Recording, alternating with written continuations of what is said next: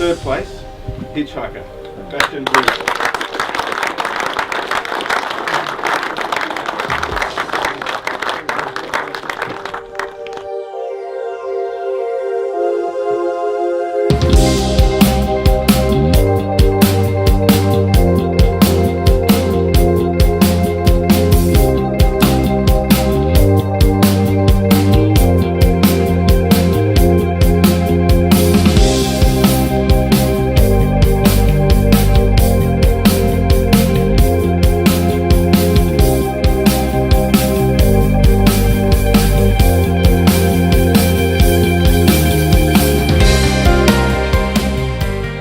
Second place, Girls on Film, Peter Morton, our sponsor. Special round of applause.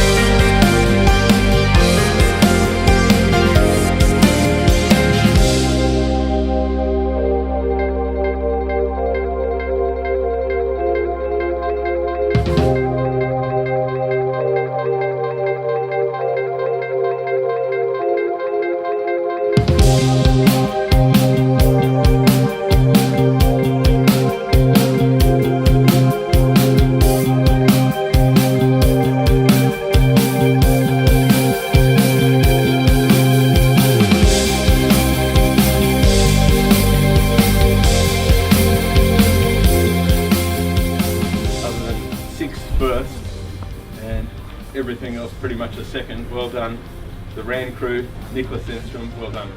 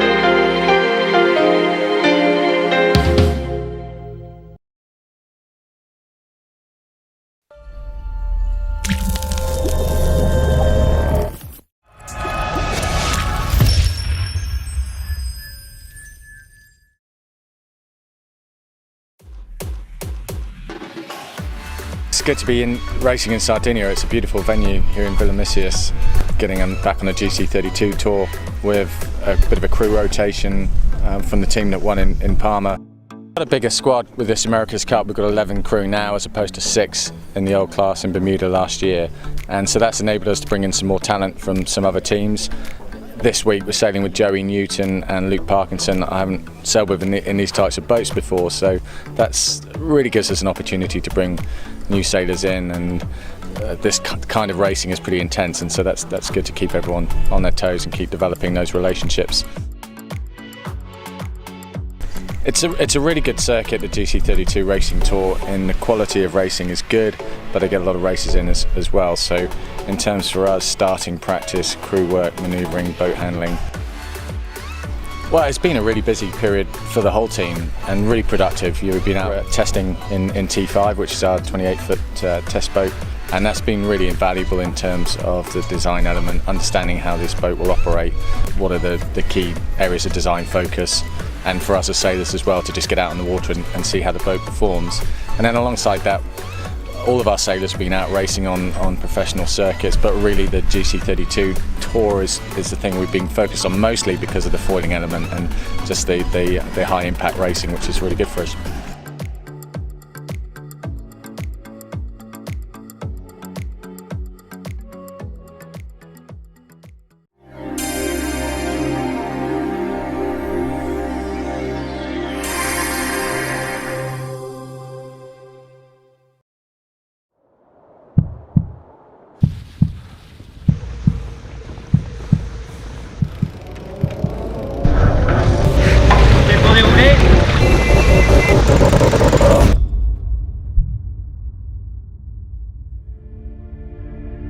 d'immatriculation, c'est GC32 Norauto.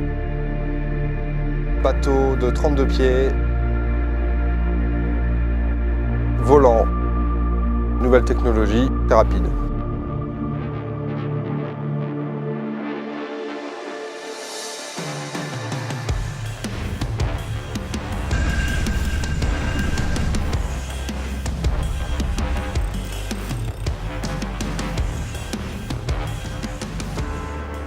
Cette année sur le GC32 Norauto, on va participer au GC Tour, qui est un circuit européen de régates avec donc des bateaux volants de 32 pieds.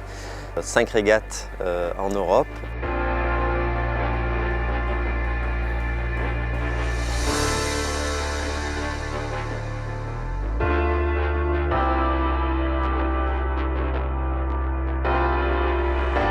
Pendant ces entraînements que l'on a fait à Riva, l'objectif était aussi de mettre au point le bateau. C'est des bateaux assez complexes. Il faut être dans les détails extrêmement performants et la régate se joue aussi avant de partir sur l'eau. Donc on a eu aussi une équipe à terre qui a mis à niveau le bateau.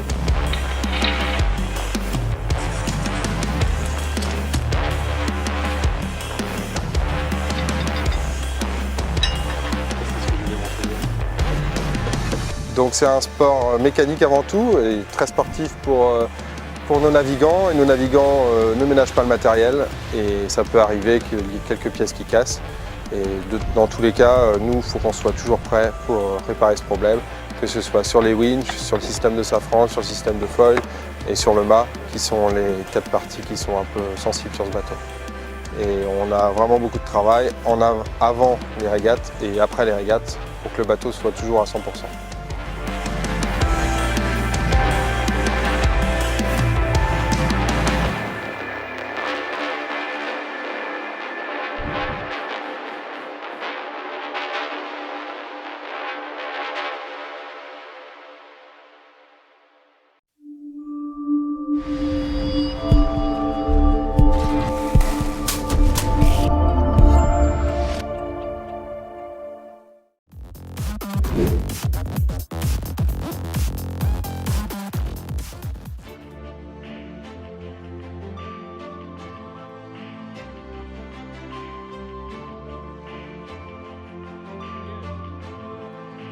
Everybody seems to be enjoying their stay in Limassol Marina, and with its warm hospitality, the Famagusta Nautical Club has done an excellent job organising this event.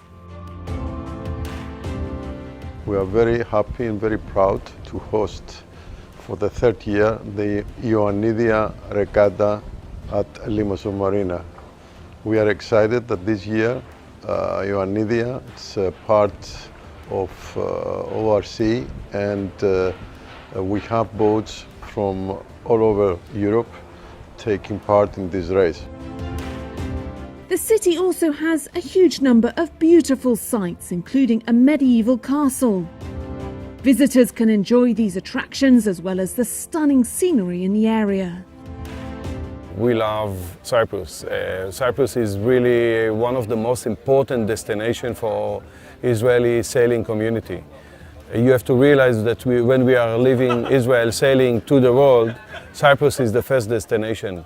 So it's very important for us. This is a very important destination. We love the people, we love the hospitality, we love the weather, we love the water.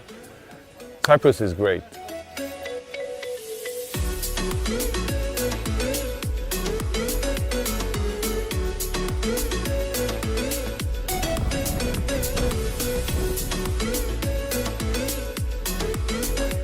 After the completion of the 2 races, Technonicol maintained their place at the top of the standings in Class AB, with St Anna and Daring Sisters close behind in 2nd.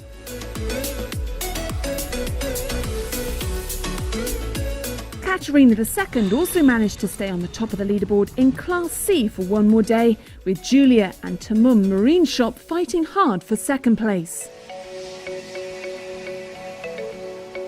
Things are starting to heat up for all the classes, so stay tuned as the racing continues tomorrow.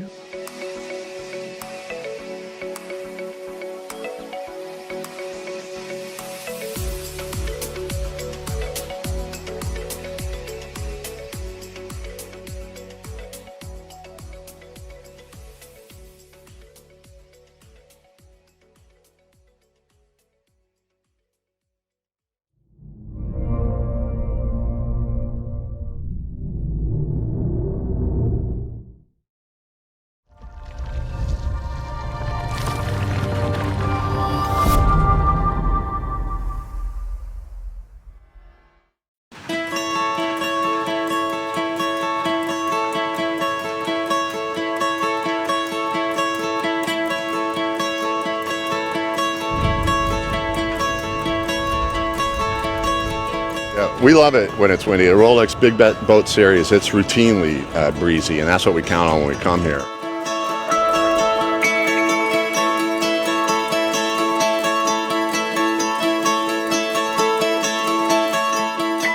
We're looking for wind. I moved out here from New York 4 years ago looking to sail in bigger breeze, and this is the perfect venue for that, and it's delivered every time, so I think we'll see it again.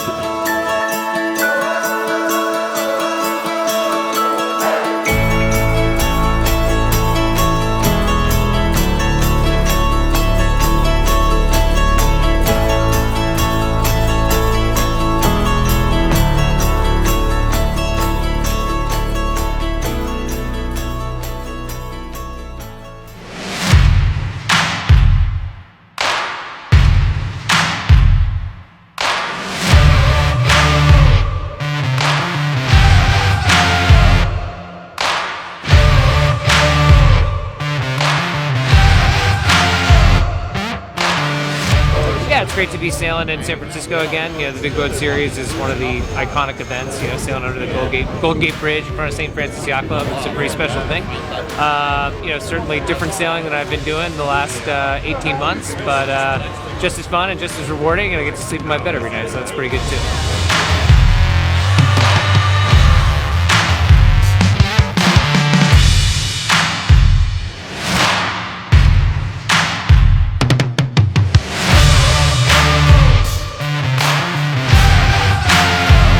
So this is our first one design fleet at the Rolex Big Boat Series. We've been building the fleet up over the last couple of years, and so now we're at critical mass and we're all racing together, which is great fun.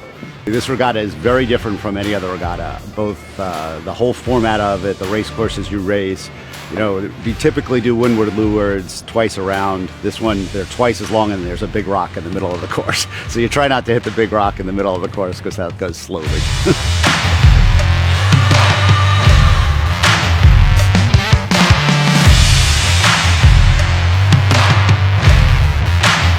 Yeah, well, a Pac 52 on a windy day is quite a challenging boat. They've got 12 tons of power that they generate, so that all that energy gets basically transferred through the boat, through the ropes, so we can feel it. So it's a matter of trying to control that 12 tons of power.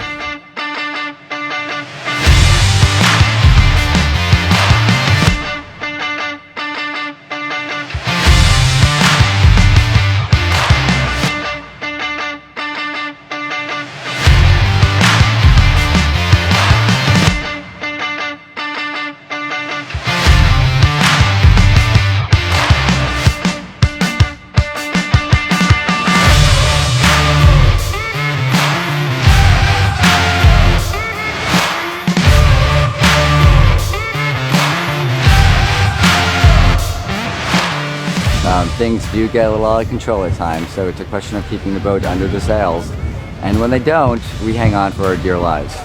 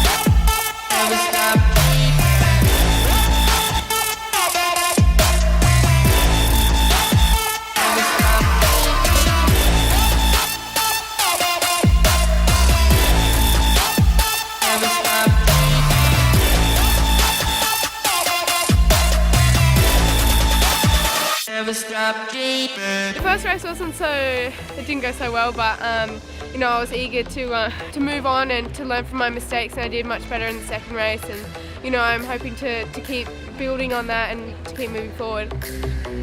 We're working really well as a squad. We don't get much of a chance to sail together, but you know, we're here and Bundy's doing a great job of, you know, helping both of us out, and you know, it's good to see both of us, you know, with a 1-2 on the last race today. Never stop dreaming.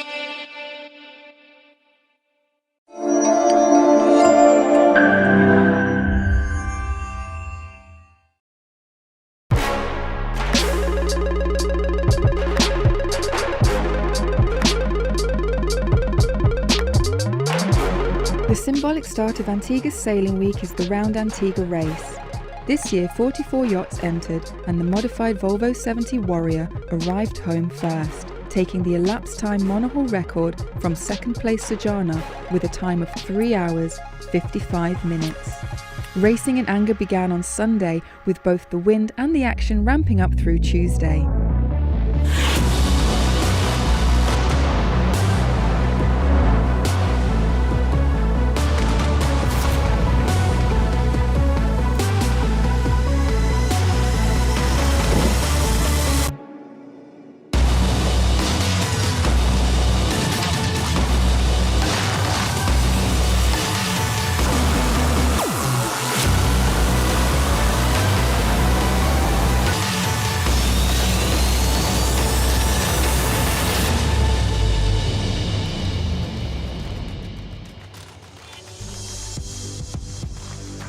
Some of the most vibrant action on the water came from a healthy cast of race charter boats. Paying guests had their hands full, going from normal civilians to slick race crew in just 1 week. For those who don't seek all the thrills of battle in dedicated race boats, the healthy bareboat class offered rivalry at a more comfortable pace. Several youths from London's Greg City Academy attended Sailing Week this year to experience fast boats in warm water for the first time. Antigua's own Sailing Academy graduates in an identical boat were on hand to race with and also mentor the young visitors. It's been a really cool experience having them here. Like, we've swapped a few stories on where they come from and how lifestyle is here and how lifestyle is over there. And like, we've been helping them with local knowledge and boat techniques and boat handling. I see this as a career path because it's doing what I love while also making a living. So working won't feel like working because it's what I love doing.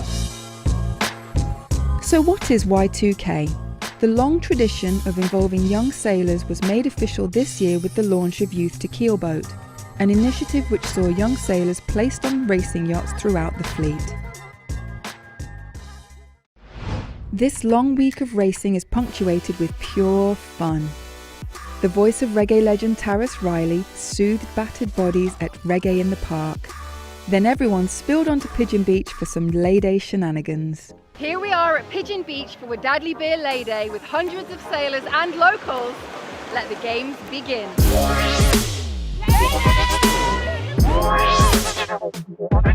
The first round was a mini regatta with teams of 4 competing for a case of cold Wadadley beer. Then a series of stand-up paddleboard races, which yours truly really enjoyed.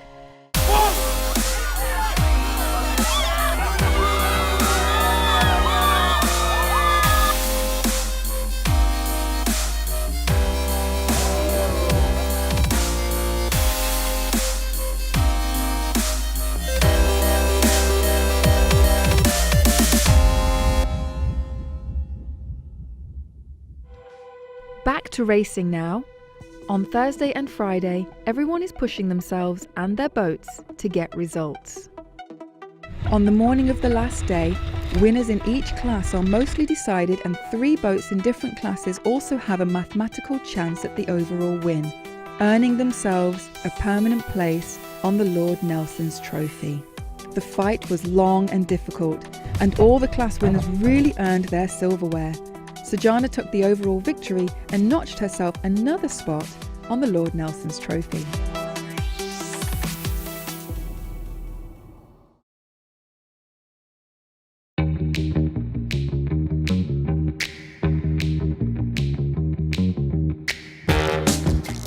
racing might be over, but for the next 2 days, the festivities continue, starting here at Nelson's Dockyard. Let's go and see what they're up to.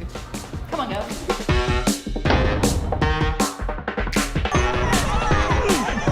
Do a guy.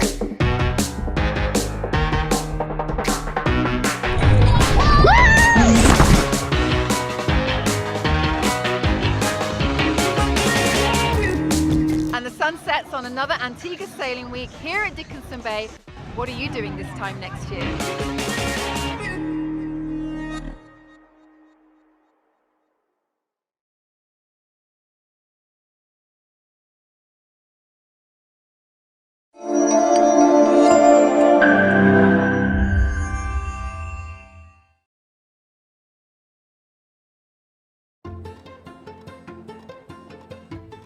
It's the midpoint of the Rolex Swan Cup, and the week-long regatta has already produced some spectacular and intense yacht racing.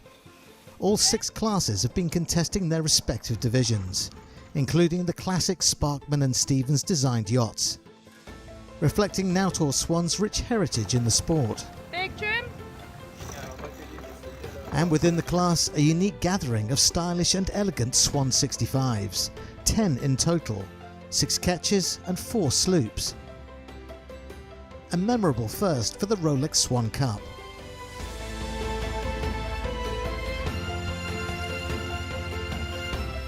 The 65 is one of Nautor's defining designs. Its success during the 1970s editions of the Whitbread Round the World race helped establish the marque's reputation for speed, comfort and reliability. For many Swan aficionados, the 65 is the boat to own.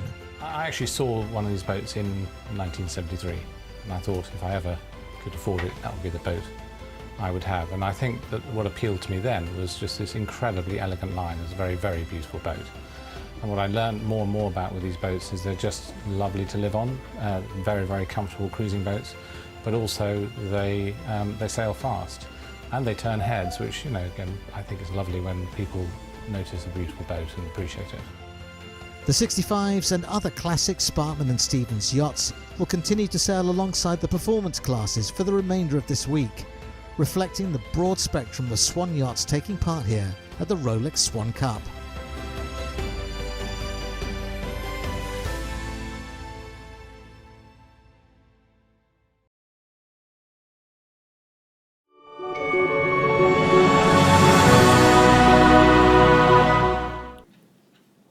Get your entry in now, closing September 24.